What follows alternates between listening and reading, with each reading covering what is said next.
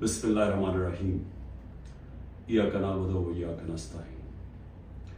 میں پہلے واضح کر دوں کہ میں یہ میڈیا ٹاک اس لیے نہیں کر رہا کہ میں تحریک انصاف کو چھوڑ رہا ہوں۔ میں میڈیا ٹاک اس لیے کر رہا ہوں کہ میں اس وقت چاہتا ہوں میری ساری قوم سمجھے کہ میری طرح کا آدمی سیاست میں کیوں آیا اور اس نے یہ اتنی لمبی 27 سال کی سٹرگل کیوں کی، اور وہ اس کے خدشات کیا ہیں کہ یہ ملک میرا کس طرف جا رہا ہے۔ تو میں صرف اپنی قوم کے لیے بتانا چاہتا ہوں کہ میں 18 سال کا تھا جب میں پاکستان کرکٹ ٹیم میں کھیلتے ہوئے انگلینڈ گیا۔ اس کے بعد میں نے وہاں 4 سال پڑھائی کی، اور اس کے بعد میں پروفیشنل کرکٹ کھیلتا تھا گرمیوں میں انگلینڈ میں، اور سردیوں میں پاکستان ہوتا تھا یا پھر دنیا میں کرکٹ ٹور کرتا تھا۔ تو اس ٹائم پہ میں جو برطانیہ کا سارا سسٹم تھا وہ میں پوری طرح سمجھ گیا۔ یونیورسٹی میں بھی میں نے پولیٹکس پڑھی تھی اور پولیٹیکل ہسٹری پڑھی تھی، پولیٹیکل سائنس، تو مجھے وہ پوری طرح سمجھ آ گئی کہ وہاں کا سسٹم کیا ہے، اور پاکستان کا سسٹم مجھے پتا تھا، میں یہاں بڑا ہوا تھا۔ تو میرا جو تجربہ جو اس دوران جو میں نے وہاں ان کے سسٹم کو اندر سے دیکھا، یہ بہت بڑی وجہ میری پولیٹکس میں آنے کی وہ تھی۔ تو میں نے کیا دیکھا؟ میں نے یہ دیکھا کہ اس ملک کی جو سب سے بڑی خوبی یہ تھی کہ وہاں قانون کی حکمرانی تھی، انصاف تھا، رول آف لا تھا، اور میرا سارا جو برطانیہ کے پاکستانی تھے ان سے میری مسلسل ملاقاتیں رہتی تھی، کیونکہ وہ میں کرکٹ کھیلتا تھا، وہ کرکٹ میچ دیکھنے آتے تھے، جب میں میچز کھیلتا تھا جو پاکستانی انگلینڈ کے اندر تھے وہ میچز پہ آتے تھے، تو میرا انٹریکشن تھا ان سے۔ تو میں جو اوورسیز پاکستانی برطانیہ میں خاص طور پہ ان سے پھر میرا بڑا قریب انٹریکشن رہا۔ تو میں اب آپ کو بتانا چاہتا ہوں کہ فائدہ کیا ہوتا ہے جب ایک ملک میں قانون کی حکمرانی ہوتی ہے، انصاف ہوتا ہے۔ وہ شروع ان کی کہانیاں یہ تھیں کہ وہ مزدوری کرنے جاتے تھے، کیونکہ برطانیہ میں مزدوروں کی کمی تھی، تو انہوں نے زیادہ مزدور دنیا میں سے اور ملکوں سے بھی بلائے، جس میں سے پاکستانی بھی گئے، مزدوری شروع کرتے تھے، کیونکہ وہ ایک ایسا ملک جدھر انصاف کا نظام تھا، لیول پلینگ فیلڈ تھی، ان کو وہ پیسہ کماتے تھے، وہ پھر اس پیسے سے چھوٹی سی دکان کھول لیتے تھے، وہ کرتے کرتے وہ معاشرہ ان کو موقع دیتا تھا اوپر آنے کا۔ اور وہ کیوں دیتا تھا؟ کیونکہ جب ایک معاشرے کے اندر انصاف ہوتا ہے وہ آپ کے حقوق کی حفاظت کرتا ہے۔ مطلب یہ ہوتا ہے کہ اگر آپ اپنے ٹیکس دیں، آپ قانون کے بیچ میں رہیں، وہ ملک آپ کو آزاد کر دیتا ہے، آپ جو مرضی کریں، کوئی آپ کو پوچھتا نہیں ہے، کوئی رات کو پولیس نہیں آپ کے گھروں میں گھس جاتی، کوئی رشوت آپ سے نہیں مانگتا، کوئی آپ نے اپنا کام کروانا ہے، پاسپورٹ بنوانا ہے، آئی ڈی کارڈ بنوانا ہے، آپ کو کوئی پیسے نہیں دینے پڑتے آفیسز میں جس طرح رولتے ہیں بیچارے ہمارے لوگ۔ وہاں کوئی تھانے کچہری کی پالیٹکس نہیں ہے کہ بیچارہ غریب آدمی کبھی تھانے میں رول رہا ہے، کبھی کچہریوں میں رول رہا ہے، کبھی پٹواری سے رول رہا ہے، زمینوں پہ قبضے ہو رہے ہیں، اور سارا وقت ان بیچاروں کو سفارشیں چاہیے تھی۔ اس ملک کے اندر سب سے زیادہ جو پولیٹکس میں جو ہمارے ایم این ایز اور ایم پیز ہو، ان کا سب سے زیادہ کام کیا ہوتا ہے؟ لوگوں کی سفارش جا کے گورنمنٹ آفیسز میں جائے۔ وہاں کیوں نہیں ہوتا؟ کیونکہ وہاں انصاف ہے۔ یہ سمجھنا ہے پاکستانیوں آپ نے، انصاف انسانوں کو آزاد کرتا ہے حقوق دے کے، انصاف آپ کو طاقتور سے تحفظ دیتا ہے۔ کوئی بھی آفیشر بیٹھا ہو سرکاری آفس میں، اس کی مجال نہیں آپ کو ذلیل کرنے کی وہاں، کیونکہ وہاں انصاف کا نظام ہے، وہ عدالت میں جا سکتا ہے۔ کوئی اس کی مجال نہیں رشوت مانگنے کی، کیونکہ وہ اس کو عدالت میں جا کے کہہ سکتا ہے اس نے مجھ سے رشوت مانگی۔ کمزور کو طاقتور سے انصاف تحفظ دیتا ہے، اس طرح لوگ آزاد ہوتے ہیں۔ تو وہی پاکستانیوں کو میں نے آہستہ آہستہ دیکھا اوپر آتے ہوئے، ان کے بچے گورنمنٹ سکولوں میں گئے، مفت پڑھے، ان کے بچوں کو اعلیٰ تعلیم ملی، ان کو میں نے دیکھا وہ اور آگے پڑھے، وہ ڈاکٹرز بنے، مزدوروں کے بچے۔ اور سوائے کئی علاقوں میں جو تھوڑی ریسزم تھی، عموماً یہ دیکھا کہ جو وہاں مزدور بھی گئے ان کو دیکھتے دیکھتے بچے آگے بڑھتے گئے، بزنس شروع کی انہوں نے، بڑے کام کیے. لیکن جو بھی یہاں پاکستانی جاتے تھے، جو مجھے ابھی بھی یاد ہے، وہ سارا وقت ترستے تھے کہ میں نے ایک دن پاکستان جانا ہے. وہ پاکستانی میوزک سنتے تھے، پاکستانی فلمیں دیکھتے تھے، کرکٹ میچ دیکھتے تھے، سارا وقت یاد کرتے تھے پاکستان کہ جیسے ہی ہم نے پیسہ کما لیا ہم پاکستان جائیں گے. اب ان کے بچے وہاں پڑھ جاتے تھے، بڑے ہو جاتے تھے. جب بچے تھوڑے بڑھ جاتے تھے، بڑے ہوتے تھے، وہ پھر آپ پاکستان آنے کی کوشش کرتے تھے. اب میں آپ کو بتاتا ہوں کہ کیوں ہم آگے نہیں بڑھ رہے. وہ آتے تھے پاکستان، ان کے بچے جب پاکستان میں بزنس کام شروع کرتے تھے ان سے کام ہی نہیں ہوتا تھا. وہ عادی تھے کہ وہ سسٹم میں جائیں، وہاں سسٹم کام کرتا ہے، کام ہو، وہاں آپ کا جائز کام ہو، آپ کو کوئی پیسے نہیں دینے پڑتے، آپ کو فوری کام ہو جاتا ہے، کوئی رکاوٹیں نہیں ہیں. آپ بزنس کھولنا چاہیں، آپ محنت کریں، آپ وہ بزنس کامیاب ہو سکتی ہے. نفع نقصان ہوتا ہے، لیکن کوئی رشوت نہیں مانگتا، کوئی آپ سے آ کے انسپیکٹر نہیں آتا، کوئی یعنی سرکاری آفیشل آپ کو تنگ نہیں کر سکتے. یہاں کی ان کو مشکل پڑ گئی. وہ تھوڑی دیر آتے تھے، کوشش کرتے تھے، تھوڑی دیر کے بعد ملک سے باہر واپس رہ ہی نہیں سکتے تھے. کرپٹ نظام میں ایک وہ نظام جدھر انصاف نہیں ہے، وہ نہیں گزارا کر سکتے تھے. وہ بیچارے ماں باپ واپس چلے جاتے تھے انگلینڈ. کئیوں کو میں جانتا ہوں، انہوں نے پیسہ اکٹھا کیا، محنت کی، 15-20 سال سرمایہ کاری، اتنا سرمایہ اکٹھا کر کے پاکستان آ کے بزنس کھولی. وہ اس نظام میں ان کی بزنس نہیں چلتی تھی. یہاں رشوتیں دینی پڑتی تھی، یہاں ہر سسٹم یعنی سسٹم میرٹ کو اجازت نہیں دیتا آگے بڑھنے کے لیے، کیونکہ انصاف کے لیے. اور وہ یہاں تباہ ہو کے، میں نے دیکھا لوگ یہاں فراڈ ہوئے، ان سے ہر جگہ زمینوں پہ قبضے ہوئے، ان کے گھروں پہ قبضے ہوئے. جب وہ واپس آتے تھے پیچھے قبضہ ہو جاتا تھا. تو ہوتا کیا تھا، وہ سارے پھر واپس چلے جاتے تھے. اور آخر میں یہ ان کو پتا چلا کہ پاکستان میں ہم بزنس نہیں کر سکتے. اب 1 کروڑ پاکستانی ہے. اب یہ ذرا آپ نے سننا ہے، 1 کروڑ پاکستانی باہر بیٹھا ہے. صرف برطانیہ امریکہ میں جو 16,000 پاکستانی امریکن ڈاکٹرز ہیں، 16,000، ان کی نیٹ ورتھ، جو ان کی ٹوٹل ان کی جو دولت ہے، 16,000، 200 ارب ڈالر ہے. 200 ارب ڈالر ان کی نیٹ ورتھ ہے. جو 10 پاکستانی سب سے امیر ہیں اس وقت امریکہ میں، پاکستانی امریکنز، 25 ارب ان کی نیٹ ورتھ ہے، ڈالرز. صرف جو پاکستانیوں کو یہاں سمجھتے ہیں کہ یہاں حالات اچھے نہیں ہیں، جنہوں نے دبئی میں، اس میں حلال کا بھی پیسہ حرام کا بھی ہے، صرف دبئی میں انہوں نے جو پراپرٹیز لی ہوئی ہیں 20,000 پاکستانیوں نے، وہ 10.4 ارب ڈالر کی پراپرٹیز لی ہوئی ہیں. ہم 6 ارب کے پیچھے، ڈالر کے پیچھے، IMF کے پیچھے بھاگ رہے ہیں. تو میں یہ صرف آپ کو کیوں بتا رہا ہوں؟ ہمارا ملک، اللہ نے ساری نعمتیں دی ہوئی ہیں اس کو. ایسا ملک دنیا میں نہیں ہے. ہر قسم کی، یعنی 12 موسم ہے، اوپر سے نیچے جائیں بدل جاتا ہے، ملک بدل جاتا ہے. اس میں ہر کچھ اگ سکتا ہے. زرخیز زمین ہے، اس کو ہم صحیح استعمال نہیں کر پا رہے. لیکن جب تک ہم انصاف کا نظام نہیں ٹھیک کرتے، ہم اس ملک میں اس دلدل میں گھس رہے ہیں. میں اب آپ کو بتاؤں کہ میں نے جب یہ پاکستانیوں سے جو برطانیہ میں تھے، کیونکہ میرا اصل میں کرکٹ کھیلتا تھا، میں نے آپ کو بتایا میرے ان سے رابطہ تھا، تو تب میں نے فیصلہ کیا کہ ہم پاکستان کے اندر جب تک یہاں ایک انصاف کا نظام نہیں آتا، ہمارا ملک آگے نہیں بڑھ سکتا. کیونکہ اتنا بڑا سرمایہ کاری ہو سکتی ہے اوورسیز پاکستانی سے، لیکن وہ آتے نہیں ہیں پاکستان میں. وہ صرف اپنی ریمیٹنس بھیجتے ہیں، جو اصل تو سرمایہ کاری سے ملک اوپر جاتا ہے. تو میں نے پھر تحریک انصاف بنائی 96 میں، اور اس کا نام تھا انصاف کی تحریک. اس کی نظریہ کیا تھا؟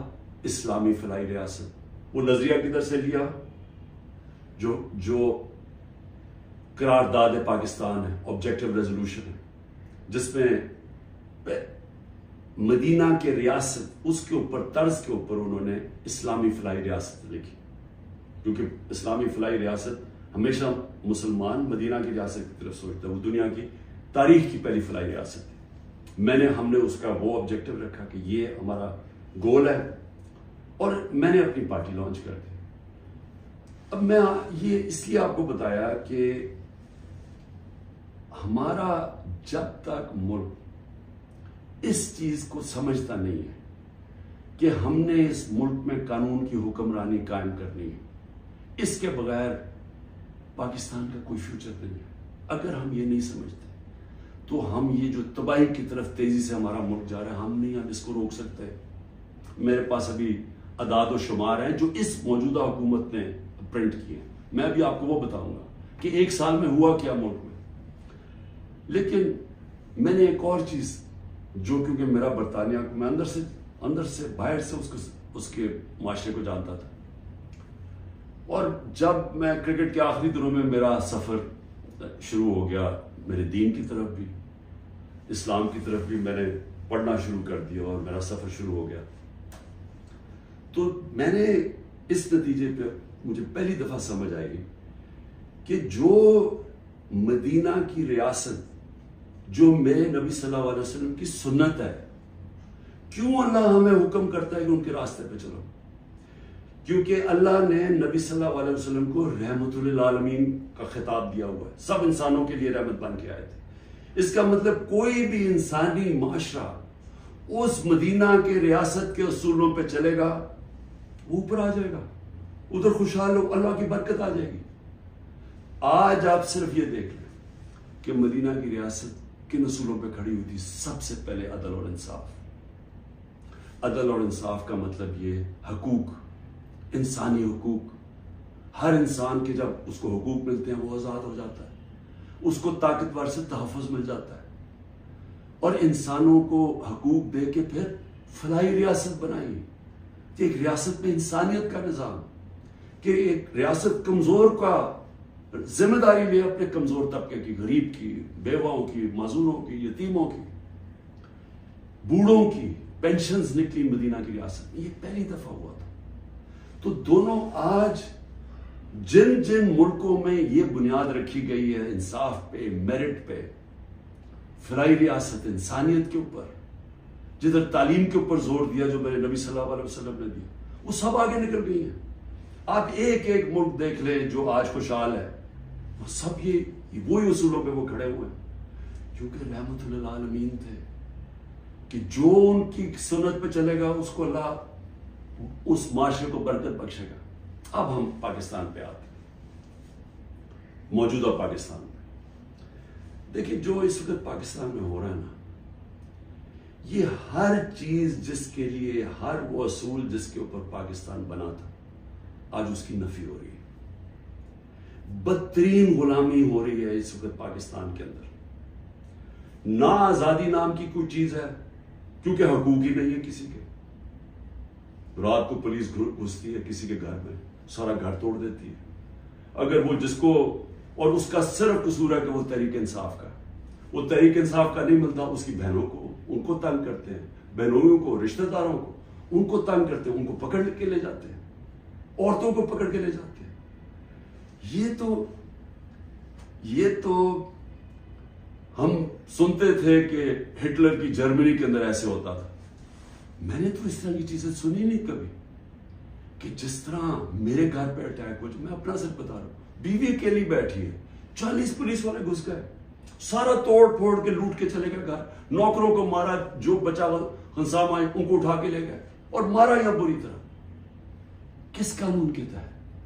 تو یہاں تو مکمل طور پہ جنگل کا قانون نافذ ہو گیا، یہاں تو بنیادی حقوق ہی ختم ہو گئے ہیں۔ آج آئین کچھ کہتا ہے، کہاں آئین اجازت دیتا ہے کہ ایک ہوتا ہے کور کمانڈر کا گھر جلایا جاتا ہے۔ مجھے پہلی دفعہ پتا چلتا ہے جب میں 4 دن کے بعد نکلتا ہوں، مجھے چیف جسٹس صاحب سپریم کورٹ کے کہتے ہیں، ادھر ہی میں مذمت کرتا ہوں۔ کون نہیں مذمت کرے گا؟ اب جس کو پکڑتے ہیں وہ آگے بیٹھتے ہیں، جی میں پی ٹی آئی چھوڑو، میں جی فوج کے ساتھ ہوں اور میں بڑی مذمت کرتا ہوں 9 مئی کو، تو کون نہیں کرتا؟ ہم نے کبھی کہا کہ ہم نے مذمت نہیں کی؟ کوئی چاہے گا اپنے ملک کے آپ اپنی فوج کے خلاف کوئی کاروائی کریں یا اپنی فوج کو بدنام کوئی چاہے گا، کیونکہ جب آپ کی فوج کمزور ہوتی ہے ملک کمزور ہو جاتا ہے. لیکن یہاں تو ایک عجیب ہی ماحول بنا دیا گیا ہے. وہ کور کمانڈر کا انویسٹیگیٹ کیے بغیر، یہ پتہ ہی نہیں ابھی تک کہ کس نے کیا کیا، اس کے انویسٹیگیٹ کیے بغیر پورا پاکستان میں تحریک انصاف کے اوپر کریک ڈاؤن ہو گیا. اچھا جی کتنی جگہ چلی تھی مجھے تو یہ بھی نہیں پتا. کور کمانڈر کا تو ہمیں پتا ہے، اور گاڑیاں کوئی ہمیں خود، ہمارے پاس تصویریں ہیں کہ پولیس خود گاڑیاں چلا رہی ہے کہ ہمارے سامنے. وہ ریڈیو پاکستان پشاور کیسے جل گیا؟ وہ مظاہرہ تو کہیں اور ہو رہا تھا، وہ ایک دم وہ جل گیا. کوئی تحقیقات کیے بغیر اس کا بہانہ لے کے، جس طرح ہٹلر نے اپنے مخالفین کمیونسٹ کو ختم کیا تھا 1933 میں جرمنی میں، جس طرح سہارتو نے اس نے انڈونیشیا کے کمیونسٹ کو ختم کیا تھا کہ جنہوں نے ہمارے کوئی آرمی آفیسرز کو قتل کیا، ان کو ساروں کے اوپر حملہ دیا، دھاوا بول دیا، جو آج ہوا ہے. تحریک انصاف جدھر ملتی ہے، بھئی کراچی والوں کا کیا کور کمانڈر سے تھا، باقی پاکستان میں تھا. چلے لاہور میں ہم مانا سے ہو گیا، وہ اس پہ بھی تحقیقات کیے بغیر اچھا چلیے آپ کو بڑا غصہ ہے تو باقی جگہ کیوں پکڑ رہے ہیں ساری جگہ؟ کوئی تحریک انصاف کا سپورٹر ہو، رشتہ دار ہو، جانا ہو، کوئی کسی نے ٹویٹ کی ہو، ان کو پکڑ کے جیلوں میں ڈال رہے ہیں. 10,000 لوگوں کو پکڑ کے جیل میں ڈال دیا. اور اب یہ جبری طلاقیں ہو رہی ہیں. وہ آتے ہیں بیٹھتے ہیں، جی میں دیکھیں جی میں نے تو بڑا فوج کے ساتھ ہوں، میں تو بڑا یہ 9 میں جو ہوا بہت برا ہوا اور میں تو تحریک انصاف چھوڑا. تو یہ اس سے سمجھا جا رہا ہے کہ یہ پارٹی کمزور ہو رہی ہے، عمران خان اکیلا رہ گیا. دیکھیں میں سارے جو آج آپ بیٹھے ہیں نا، جو فیصلے کر رہے ہیں اس ملک کے، میری بڑی غور سے بات سنیں. میں یہ جو آپ کے سامنے آیا ہوں، یہ کبھی جب میں کوشش کرتا ہوں کہ ڈائلاگ کی بات کرو، ہمارے سے کوئی بات چیت تو کر لے، ہم یہ بات کر کے مسئلے حل کر دیں. جس دن میں یہ کرتا ہوں اگلے دن اور سختی شروع ہو جاتی ہے، 2-3 اور FIR کاٹ دیتے ہیں، گھر میں آ جاتی ہے پولیس. کیونکہ سمجھتے یعنی کوئی ایک عجیب ذہن بیٹھے ہوئے، وہ سمجھتے ہیں کہ جو ڈائلاگ کرنا چاہ رہے ہو وہ اب اس کے گھٹنے کانپنے شروع ہو گئے ہیں، تو اس لیے آ کے اس کے اوپر تھوڑی اور سختی کرو تو بالکل بیٹھ جائے. دیکھیں یہ تو ہونے نہیں لگا. میں پھر سے آپ کو کہہ دوں کہ جب تک میرے میں سانس ہے، میں اس ملک کی حقیقی آزادی کے لیے تب تک پوری جدوجہد کرتا رہوں گا جب تک میں زندہ ہوں. لیکن مجھے اس وقت پاکستان کا خطرہ ہے، مجھے اپنی ملک کی فکر پڑ گئی ہے. اور جو لوگ مل کے یہ سب کچھ کر رہے ہیں، ان کو ملک کی فکر کیوں نہیں ہے؟ کیوں آج ہم مجھے یہ نہیں؟ 308 روپے کا ہو گیا ڈالر اوپن مارکیٹ میں. جب ڈالر 308 روپے کا اوپن مارکیٹ میں ہو جائے تو خطرے کی گھنٹیاں بج جانی چاہیے کہ اب جا رہا ہے پاکستان اس جس کو ہائپر انفلیشن کہتے ہیں، یہ اس مہنگائی کی طرف جا رہا ہے. سارا بزنس ٹھپ، انڈسٹری ٹھپ. ابھی میں آپ کو اس حکومت کے اعداد و شمار بتاؤں گا. تو ان کو کیوں نہیں فکر، یہ PDM والوں کو؟ ان کے پیسے باہر پڑے ہیں، ان کا اربوں ڈالر اس ملک سے باہر پڑا ہے. ان کو کوئی فرق نہیں پڑ رہا کہ اس ملک کے اندر لوگوں کی $130 کم ہو. 130 روپیہ گرا ہے ڈالر کے مقابلے میں صرف جب سے ہم گئے. تو ان کو نہیں فکر پڑ رہی. وہاں لندن میں بیٹھ کے عاشیاں، بڑے بڑی گاڑیاں، بڑے بڑے ریسٹورنٹس میں بیٹھے ہوئے ہیں، شاپنگ ہو رہی ہے ہیرڈز میں، کیونکہ ڈالرز میں یا چوری کر کے پیسہ وہاں لے گئے. فکر ہر اس پاکستانی کو ہونی چاہیے جس کا جینا مرنا پاکستان میں ہے. میں نے عمران خان کو جی ECL پہ ڈال دیا. شکر کو میں تو آپ کا شکریہ ادا کرتا ہوں. میں تو جانے نہیں چاہتا ملک سے باہر، کیونکہ میں نے کوئی باہر میرے پیسے بینک اکاؤنٹس کچھ نہیں پڑے ہوئے. مجھے تو یہ ملک سے پیار ہے.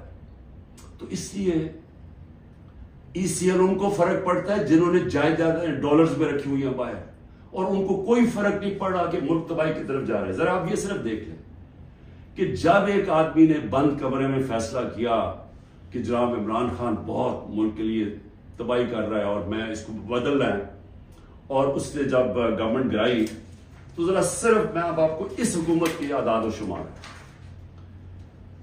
ہمارے پاس جو فورن ایکسچینج ریزروز تھے، یاد رکھیں روپیہ مضبوط رہتا ہے جب آپ کے ریزروز اوپر ہو، 16.2 ارب ڈالر، آج وہ ہیں 4.5 ارب ڈالر، منفی 72% ہمارا فورن ایکسچینج گرا، ایکسپورٹس 13% گری ہے، ریمیٹنسز جو باہر سے پاکستانی ڈالر بھیجتے تھے وہ 13% گرے۔ یاد رکھیں یہ ہر سال ہمارے بڑھتے جا رہے تھے، ہر سال پچھلے سال سے زیادہ ہوتی تھی ہماری ایکسپورٹس بھی، ریمیٹنسز بھی، ڈالر زیادہ آ رہا تھا۔ اب جب سے یہ آئے ہیں 13% دونوں نیچے چلے گئی ہے بجائے اوپر جانے کے۔ اس کا مطلب ڈالر کم آ رہے ہیں پاکستان میں، قرضے بڑھتے جا رہے ہیں، ڈالر کم آ رہے ہیں اور ہم نے قسطیں نہیں دے دی۔ ٹیکسٹائل ایکسپورٹ جو ہماری سب سے بڑی ایکسپورٹ ہے، منفی 14% گر چکی ہے۔ انٹرسٹ ریٹ، اب بزنس کام کون کرے گا؟ ہم جب تھے 9.8 تھا، آج 21% ہے ہمارا سود۔ ہمارا جو ایکسچینج ریٹ ہے آفیشل 180 کر لیں ہمارا تھا، جب ہم گئے 180 روپے ڈالر تھا، آج 287 روپے ڈالر آفیشل ریٹ ہے اور 308 پہ پہنچ گیا ہے اوپن مارکیٹ میں۔ مہنگائی کے اوپر بڑا شور مچا تھا، 12.7% تھی ہماری کنزیومر پرائس انڈیکس۔ مہنگائی کی دو ہوتی ہیں قسمیں، ایک جس کو کہتے ہیں کنزیومر پرائس انڈیکس جو سی پی آئی ہوتی ہے، وہ 12.7 تھی، آج 36.4% ہے، پاکستان کی تاریخ کی سب سے بڑی مہنگائی۔ لیکن اس سے زیادہ خطرناک جو سینسٹیو پرائس انڈیکس ہے وہ 14.2 ہمارے دور میں تھی، آج وہ پاکستان میں 42.1% ہے۔ پٹرول، یاد رکھیں ہمارے دور میں پٹرول 110 سے 115 لیٹر 110 سے 115 ڈالر پہ بیرل گئی تھی، آج وہ 70-80 کے بیچ میں ہے، یعنی ادھر سے آ کے۔ ہمارے دور میں 150 روپے لیٹر پیٹرول تھا، 145 روپے لیٹر ڈیزل تھا، آج ڈیزل پہنچ گیا 260 روپے اور پیٹرول پہنچ گیا 270 روپے۔ جب پیٹرول مارکیٹ میں نیچے، انٹرنیشنل تیل نیچے چلا گیا تو یہ آپ ذرا دیکھیں تقریباً 100 روپے اوپر گیا۔ آٹا جو ہر آدمی کو افیکٹ کرتا ہے، ہمارے دور میں 55 روپے تھا کے جی، آج وہ پہنچ گیا 136 روپے کے جی، 130% کا اضافہ ہوا اس میں، اور یہ عام آدمی کو سب سے زیادہ تکلیف دے رہی ہے۔ چاول 103 روپے کے جی تھا، آج 202 روپے کے جی ہے، 95% ہمارا چاول کی قیمت بڑھی ہے، یہ بھی عام آدمی کا۔ گھی انٹرنیشنل مارکیٹ میں جو پام آئل ہم امپورٹ کرتے ہیں وہ آدھا ہو گیا ہے، آج ہمارے دور میں 468 روپے کے جی تھا، آج 603 روپے کے جی ہے، جبکہ آدھا ہو گیا انٹرنیشنل مارکیٹ میں۔ اور دودھ 117 روپے لیٹر تھا، آج 170 روپے لیٹر۔ میں اور بھی آپ کو بتا دوں کہ جس سے آپ کی دولت میں اضافہ ہوتا ہے، ہماری جو گروتھ ریٹ تھی، یعنی جس ریٹ پہ ہماری دولت میں اضافہ ہو رہا تھا، جس کو جی ڈی پی کہتے ہیں، جی ڈی پی میں اضافہ، وہ 6.1% تھی، آج وہ چلی گئی ہے منفی 0.2%، 0.2% پہ چلی گئی۔ انڈسٹریز، ہماری اوور آل انڈسٹری 6.8% پہ بڑھ رہی تھی، آج وہ -2.9% پہ چلی گئی۔ یعنی جس سے آپ کے ملک میں دولت بنتی ہے، جس سے آپ ٹیکسز بڑھتے ہیں، جس سے آپ روزگار دیتے ہیں، وہ انڈسٹری جو زیادہ تر انڈسٹریز وہ -2.9 پہ پہنچ گئی ہیں، اور جو لارج اسکیل مینوفیکچرنگ ہے جس سے سب سے زیادہ دولت میں اضافہ ہوتا ہے، وہ ہمارے دور میں 11.9% پہ بڑھ رہی تھی، وہ آج -7.9% پہ چلی گئی، تقریباً 8% منفی پہ چلی گئی۔ جو کنسٹرکشن ہے جس سے سب سے زیادہ نوکریاں ملتی ہیں، وہ 1.9% پہ بڑھ رہا تھا ہمارے دور پہ، آج وہ -5.5% پہ چلی گئی۔ اور پھر کاٹن، کیونکہ ہمارا سب سے زیادہ جو کپڑا بناتے ہیں ہم، اس سے ہمارا اضافہ بھی ہوتا ہے، نوکریاں بھی ملتی ہیں، ایکسپورٹس بھی بڑھتی ہیں، وہ 9.2% پہ بڑھ رہی تھی، آج وہ -23% پہ پہنچ گئی ہے، یعنی کہ بند ہو رہی ہے انڈسٹری. میں یہ آپ کو یہ صرف فگر اس لیے دے رہا ہوں، اور جو بھی ہمارے اس ملک میں فیصلے کر رہے ہیں میں اس لیے آپ کو کہہ رہا ہوں کہ یہ ملک تباہی کی طرف جا رہا ہے. ان کے پاس کوئی روڈ میپ نہیں ہے. جتنا ٹائم دے رہے ہیں یہ ملک نیچے جاتا جا رہا ہے. جن لوگوں کے پاس ڈالرز میں باہر پیسے نہیں رکھے ہوئے ان سب کے لیے تباہی آئی ہوئی ہے. سارا تنخواہ دار طبقہ آج تکلیف میں ہے. جس کے پاس سیلریز ہیں ان کا اگر 100 روپیہ سال پہلے اگر 100 روپیہ چیزیں خریدا تھا وہ 50 روپے رہ گئے. تو یہ تو ایک عذاب آنے والا ہے. اور ابھی یہ جو روپیہ گر رہا ہے کیونکہ ان کے پاس جب آپ کیسے آپ نے قرضے دینے آپ اگلے مہینے قرضوں کی قسطیں دینی ہے. جب آپ کی دولت میں اضافہ نہیں ہو رہا، جب ڈالرز ہی نہیں بڑھ رہا ہے، جب آپ کی انڈسٹری بند ہو رہی ہے، جب آج کسانوں کے پاس وہ پیسہ ہی نہیں رہا کیونکہ وہ اتنی مہنگائی ہو گئی ہے کہ اس کے پاس پیسہ نہیں بچتا اپنی زمین پہ لگانے کے لیے، تو وہ اس کی ظاہر ہے اس کی پیداوار گرنی شروع ہو جائے گی. تو ہم نے کدھر سے قرضے واپس کرنے؟ ہم آج پاکستان میں ہمیں یہ سمجھنا چاہیے کہ ہم اگر اس وقت اس کو ہم ٹھیک نہیں کرتے یہ سب کے ہاتھ سے نکلنے والی ہے. دیکھیں معاشرہ کنٹرول سے باہر بھی نکل جاتا ہے. سری لنکا میں اس سے کم حالات تھے جبکہ لوگ سڑکوں کے اوپر آ گئے. ابھی تک لوگ سڑکوں پہ کیوں نہیں آ رہے؟ کیونکہ انہوں نے الیکشن پہ کی امید لگائی ہوئی ہے کہ ہم جو ہمارے سے ہوا ہے وہ اندر گھروں میں بیٹھ کے تپے ہوئے ہیں کہ جب الیکشن آئے گا تو ہم ان کو سبق سکھائیں گے. تو یہاں تو الیکشن کروانے کا کوئی پلان ہی نہیں ہے. یہاں تو الیکشن کا تب پلان ہے جب عمران خان کو کرش کیا جائے گا، اور وہ کرش کیا جا رہا ہے. یعنی یہ جو ہمارے اوپر جس طرح کا جبر ہو رہا ہے اور جس طرح کا یہ ظلم ہو رہا ہے تو یہ تو کبھی ہوا ہی نہیں ہے پاکستان میں کسی پارٹی سے. اور یہ اس کے پیچھے یہ سوچ ہے کہ جب یہ کرش ہو جائے گی پارٹی تب ہم الیکشن کروا دیں گے. دیکھیں کیونکہ میں بڑا ہوں، میں نے ایسٹ پاکستان مجھے یاد ہے. میں بار بار لوگوں کو بتاتا ہوں کہ آخری فلائٹ میری آئی تھی ڈھاکہ سے، میں انڈر 19 کا میچ کھیلنے گیا تھا. اس کے بعد آپریشن شروع ہو گیا تھا اپریل 71 میں. دیکھیں ہوا کیا تھا اس پاکستان میں، یہ پھر سے یاد رکھیں، تاریخ سے سیکھنا چاہیے. ذوالفقار علی بھٹو نے 81 سیٹیں جیتی پاکستان میں 138 میں سے، اور کہا تھا ذوالفقار علی بھٹو کا انقلاب آ گیا تھا، اور واقعی انقلاب تھا، روٹی کپڑا مکان کا انقلاب آیا تھا. لیکن 138 میں سے ذوالفقار علی بھٹو نے 81 سیٹیں جیتی، اور اس نے جو نعرہ تھا کہ میں پہلی دفعہ عوام کا نام لیا. پہلے تو عوام کا نام ہمیں پتہ نہیں عوام کیا ہوتی ہے کیونکہ پہلے تو اور قسم کی سیاست تھی. تو اس نے ایک ذہنوں میں انقلاب لے کے پہلی دفعہ عوام کی بات کی.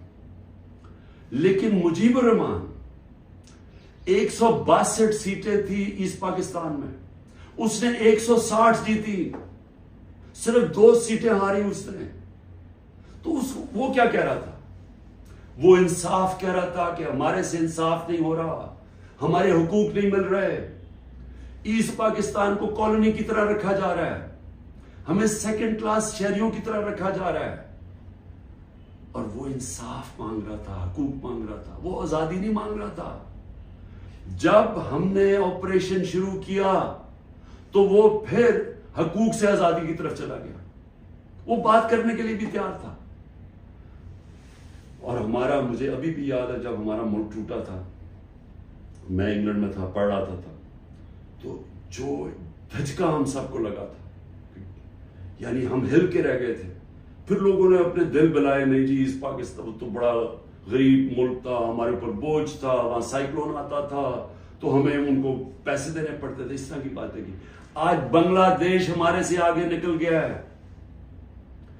اور میں آج آپ کو یہ بتا دوں کہ یہ جو ایسٹ پاکستان سے سبق سیکھنا ہے وہ یہ کہ جب ایک قوم آزادی کا فیصلہ کر لے اور اپنے حقوق کے لیے، حقوق کا ہوتا کیا ہے؟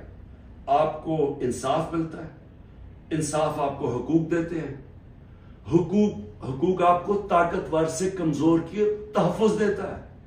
جب تحفظ ملتا ہے وہ آزاد ہو جاتا ہے، اس کو لیول پلینگ فیلڈ مل جاتی ہے، اس ملک میں خوشحالی آ جاتی ہے، کیونکہ وہ پھر زیادہ تر بڑی بزنسز تو نہیں ہیں پاکستان میں، جو میں بتا رہا ہوں اوورسیز پاکستانی کیوں نہیں آتا، وہ زیادہ تر چھوٹی بزنسز ہیں. چھوٹی بزنس پاکستان میں چل نہیں سکتی کیونکہ ان کے پاس اتنی طاقت نہیں ہوتی رشوت دینے کی، ان کے پاس اتنا ٹائم نہیں ہوتا کہ وہ آفیسز کے چکر لگائیں، وہاں ان کو وہ ڈیلے صرف اس لیے کریں جب تک آپ رشوت نہیں دیتے، تو وہ چلے جاتے ہیں واپس. تو چھوٹی بزنس جو اسمال اور میڈیم صنعت ہوتی ہے وہ ایک ریڑھ کی ہڈی ہوتی ہے ملک کی. اصل تو روزگار وہ دیتا ہے، ساری دنیا میں اسمال اور میڈیم انڈسٹری دیتی ہے، یہاں وہ چل نہیں دیتے کیونکہ یہاں ایک سسٹم بڑا کرپٹ ہے، کیونکہ یہاں انصاف نہیں ہے. تو جو میں آج آپ کو کہنے کی کوشش کر رہا ہوں کہ انصاف جب ایک لوگوں کے دلوں میں چلا جاتا ہے کہ ہمیں انصاف چاہیے، ہمیں حقوق چاہیے، ہمیں آزادی چاہیے، پھر آپ ان کے اوپر جو مرضی کریں، ملٹری آپریشن بھی، وہ پھر بیج دل سے نہیں نکلتا. کیونکہ جو اللہ نے ہمارے اندر یہ پیدا کیا ہوا ہے آزادی کا، یہ جو آزادی کا بیج ہے، یہ انصاف اور آزادی ساتھ ساتھ جاتے ہیں، یہ اندر ہے ہمارے. اور اس نے جب لا الہ الا اللہ کہتا ہے، ہم اسے وعدہ کرتے ہیں، وہ ہمیں آزاد کرنا چاہتا ہے اللہ، کیونکہ صرف آزاد لوگ اوپر جا سکتے ہیں. تو جب لوگوں کا دل میں آزادی کا جذبہ آ جاتا ہے، وہ پھر یہ جبری طلاقوں سے، یہ پکڑ دکڑ کر کے، یہ مار پیٹ کے، یہ خوف کر کے، اس سے یہ جاتا نہیں ہے. پھر یہ نفرتیں بڑھ جاتی ہیں، یہ اور زیادہ غصہ بڑھ جاتا ہے، یہ کہیں جانے نہیں لگا. یہ جو مرضی آپ کریں کہ ہر روز بیٹھ کے جی مجھے تو فوج سے بڑا پیار ہے اور 9 مئی کو بڑا برا کیا گیا، میں چھوڑا پارٹی. تو کیا اس سے پارٹی، کیا لوگ بیوقوف ہیں؟ کیا لوگوں کو نہیں سمجھ آ رہی کیا ہو رہا ہے؟ تو میں آخر میں یہ کہنا چاہتا ہوں، دیکھیں یہ پاکستان کی اس وقت جنگ ہے، یہ تحریک انصاف کو ختم کرتے کرتے پاکستان کو تباہ نہ کریں. یہ اگر اس وقت ہم نے سٹیپس نہ لیے، قدم نہ اٹھایا، یہ ادھر چلا جائے گا، کوئی بھی نہیں کچھ کر سکے گا. سارا تنخواہ دار طبقہ تھوڑی دیر میں کھڑا ہو جائے گا. جب ان کے گھر میں چولہے نہیں ڈلیں گے، جب ان کی دیکھتے جائیں گے کہ ان کے پیسے کو خریدار کم ہوتی جا رہی ہے، جب وہاں عورتیں ہیں، ان کو پتا ہے کہ جو کچن چلاتی ہیں کہ کیا ہو رہا ہے آج ان کے ساتھ. وہ میں نے آپ کو بتایا سینسٹیو پرائس انڈیکس جو کہ کھانے پینے کی چیزوں کا ہے، وہ 42% پہ ہے. تو جب یہ حالات ایسے ہو جائیں پھر ایک معاشرہ پھٹ جاتا ہے. تو میں اس لیے بات چیت کی بات کر رہا ہوں کہ یہ ٹائم ہے، یہ ملک ٹھیک تب ہوگا جب اس سارے ملک کے ادارے اکٹھے بیٹھیں اور ملک کی سب سے بڑی ایک ہی جماعت جو فیڈرل پارٹی ہے پاکستان کی، وہ سب اکٹھے بیٹھیں اور وہ بیٹھ کے اس مسئلے کا حل نکالیں. یہ ڈنڈے مار کے مسئلے کا حل نہیں ہونے لگا. یہ جو بھی کریں گے، میں تو بیٹھا ہوں کہ ہر روز میں انتظار کرتا ہوں کہ کس دن پکڑنے آئیں گے، میں تو تیار ہوں اس کے لیے. اس سے مسئلہ نہیں حل ہونے لگا. اس کی سلوشن اس میں ڈنڈے مارنے میں نہیں ہے اور ظلم کرنے میں. اگر یہ ہوتی تو اس پاکستان نہ علیحدہ ہوتا. اس کا مسئلہ اس ملک میں قانون کی حکمرانی قائم کرنا ہے، ادارے مضبوط کرنا ہے، سارے اداروں کو اپنے آئینی رول کے اندر فنکشن کرنا ہے، لوگوں کو آزاد کرنا ہے، ان کو حقوق دے کے. کبھی اس ملک میں نہیں ہونا چاہیے کہ لوگ گھروں میں بیٹھے اور رات عورتیں نہ پرواہ چادر نہ چادر والی لوگ آئے گھر توڑ کے چلے گئے اور کوئی پوچھنے والا نہیں ہے. اور انہیں پتا ہے کیونکہ وہ طاقتور ہے، کوئی پوچھے گا ہی نہیں. عدالتوں سے سارا خوف چلا گیا. عدالتیں جا کے فیصلہ کرتی ہیں، عمران ریاض کو لے کے آؤ، وہ ابھی تک پتہ ہی نہیں ہے وہ کدھر چلا گیا. اور جس طرح کے تشدد کی میں نے کہانیاں سنی ہیں کہ جو باہر نکلتے ہیں، کئی لوگوں کو، سب کو نہیں کیا، کئیوں کو تو برے حالات میں رکھا کہ اتنے چھوٹے سے دڑبوں کے اندر لوگوں کو بند کیا ہوا، لیکن کئیوں پہ تشدد کیا.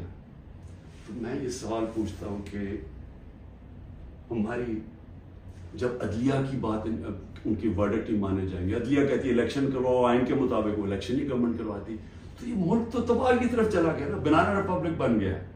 یہ ملک تو وہ جنگل کا قانون آ گیا آج پاکستان میں.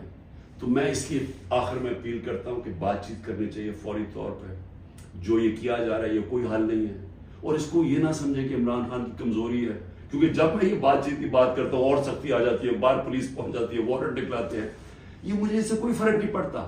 مجھے اپنی ملک کی اس وقت فکر پڑی ہوئی ہے، اور آپ سب کو بھی فکر ہونی چاہیے کہ یہ جو میں نے آپ کو بتایا ہے، آج اگر 308 روپے کا اوپن مارکیٹ میں ڈالر مل رہا ہے تو سمجھ جائیں کہ پاکستان ادھر اب پہنچ جائے گا جدھر سارے لوگوں نے ڈالر خریدنا ہے، کسی نے سرمایہ کاری نہیں کرنی، باہر سے اوورسیز پاکستانی ریمیٹنسز انہوں نے لیگل چینل سے نہیں بھیجنا، کیونکہ اتنا فرق پڑ گیا اوپن مارکیٹ اور آفیشل ریٹ کے اندر، تو یہ تو ملک تو جا رہا ہے نیچے۔ تو اس لیے میں پھر آخر میں اپنی ساری قوم کو کہتا ہوں کہ آپ سب صبر کریں، اپنی پارٹی کو کہتا ہوں صبر کریں۔ یہ جو کیا جا رہا ہے آپ سے کہ کن پٹی پہ بندوق رکھ کے جی میں پی ٹی آئی چھوڑ آؤں، کوئی فکر نہ کرے، کبھی کوئی پارٹی سے نہیں ختم ہوگی۔ پارٹی تو ختم ہوتی ہے جب نظریہ ختم ہو جاتا ہے۔ آج آپ کے سامنے پی ڈی ایم کی جماعتیں ہیں، پوری اسٹیبلشمنٹ کی مدد کر رہی ہے، الیکشن کمیشن ان کے ساتھ ملی ہوئی ہے، انتظامیہ ساری ان کے ساتھ ملی ہوئی ہے۔ کیوں یہ الیکشن سے ڈر رہے ہیں؟ سارا تو آپ کے پاس امپائرنگ بھی اپنے ہیں، پھر بھی ڈر رہے ہیں کہ جی عمران خان کو پہلے ختم کرو پھر الیکشن لڑیں گے، کیونکہ ان کا ووٹ بینک ختم ہو گیا ہے۔ پی ٹی آئی کا ووٹ بینک بڑھتا جا رہا ہے، جتنا یہ ظلم کر رہے ہیں اور زیادہ پبلک ہمارے ساتھ کھڑی ہو رہی ہے، اور انشاءاللہ جب بھی الیکشن ہوگا آپ کے سامنے آ جائے گا رزلٹ۔ شکریہ۔